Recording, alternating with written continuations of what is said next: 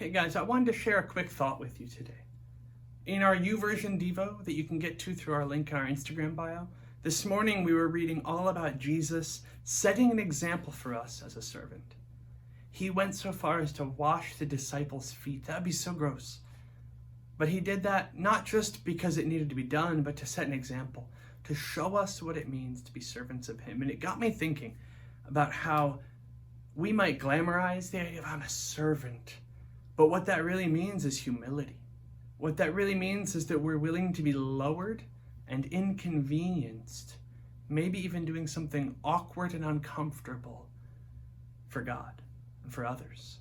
I thought of Peter in Luke chapter 5. In Luke chapter 5, Peter is a fisherman. He's just come in from fishing all night. It says he's caught nothing.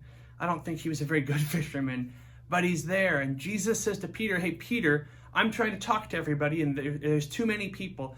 Will you let me get in your boat and just paddle out a little bit into the water so that I can speak from the water and everyone will be able to hear me? And Peter says, yeah, sure, I'll go out in the water. Peter was willing after a long night when he's tired, when he's probably frustrated, at a point when Peter very easily could have justified, like, I've done enough right now, Jesus.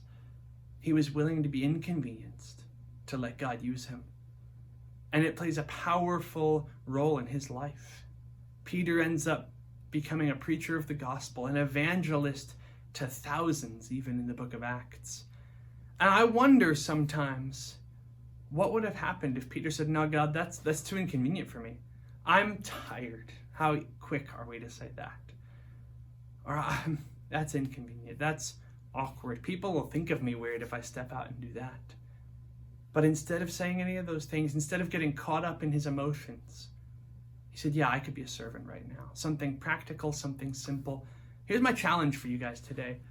What's your boat that Jesus is saying, hey, can I come into this? Hey, can I use this? This wasn't like a spiritual boat. It wasn't a church boat.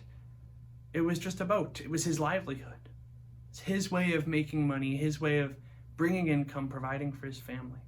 And Jesus said, Peter, will you let me into this? Can I use this now? And when Peter was willing to let Jesus use it, God did amazing things through him. And I believe God wants to do things in your life if you'll let him into those areas. If you'll give him your boat and say, yeah, here, God, use this. It doesn't seem like much. It doesn't seem that important.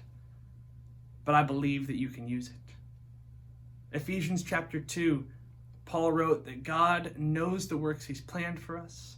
He has them written down beforehand and we should walk in them.